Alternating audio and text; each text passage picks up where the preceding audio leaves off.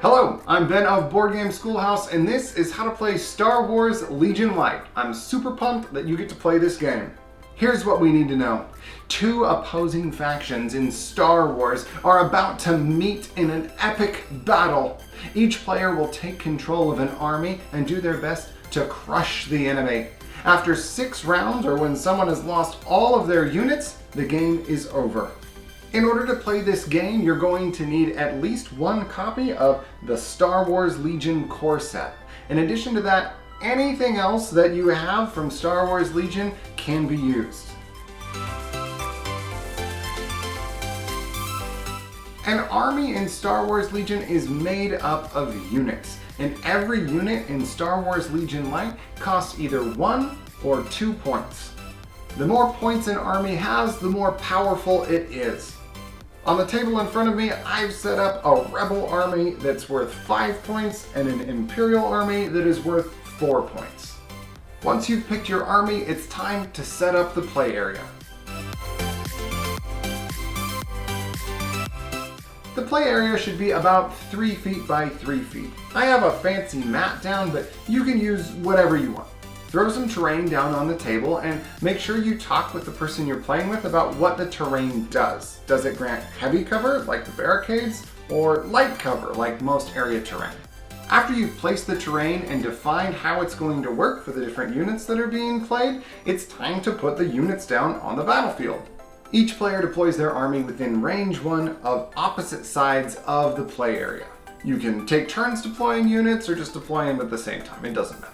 When all the units are deployed, you need to put activation tokens next to each of them that match the type of unit they are, or that don't match, honestly, it doesn't really matter in Legion Lite. Just any sort of token that's got 2 sides will be good enough. And then make sure you have your other components. You need your movement tools and your range tools. You need the Legion Lite cards. You need a few wound tokens, the round counter, and the attack and defense dice. And now you are ready to play. Flip a coin to determine who is going to go first. Whoever wins this coin toss is going to go first in all of the odd numbered rounds, in round 1, 3, and 5. The other person will go first in rounds 2, 4, and 6. When it's your turn to activate a unit, just choose any of your unactivated units and then do 2 actions with them. Actions can be to move or to attack. You can move twice, but you can't attack twice. Let me do a quick example with General Veers here. So General Veers uses the 2-speed move, so he's gonna run along here into this area terrain, and then he has a E11 blaster rifle that can fire at range 3, so let me check to see if he's gonna have range 3 on anything. Don't think he will. Nope, he can't fire, and so he is going to use his second action to move again. He wants to go hide behind those barricades for later. So he can move over there. He runs over behind the barricade, and hopefully he will get to fire next turn. At the end of his activation, I just take his order control token, his activation token, and I flip it face down next to him. And now it's my opponent's turn. Let's do another example activation to see how attacking works. The Rebel player decides to activate the Rebel veterans who've seen that General Veers has moved out into range of their firepower here. So they can move that far away. They also use the 2-speed tool, and they also can fire at range 3. Well, actually their special gun can fire further, but they don't quite have range, so they're gonna run up into this fun bush. You can just move the bush around.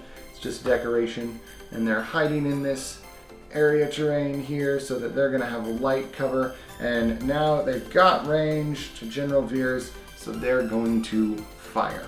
According to their card, the special heavy weapon, which is the CM90, gets 4 white dice. I'm gonna set those out, and then each other mini gets 1 black die, so that's 4 more. So they're gonna roll these 8 attack dice towards General Veers. Now, before they roll, they need to make sure that both players agree about the cover. So we can see that when we get behind our unit leader here, that General Veers is definitely really well hidden behind that barricade, so he has heavy cover. Heavy cover will cancel 2 regular hits, light cover will cancel 1 regular hit. So we're gonna roll the attack tool and see what happens. Okay, they've got a whole bunch of blanks, which do nothing because they're blank. And then they have 2 hits and this special hit that has a little hole in it that is a critical hit. So here's what happens.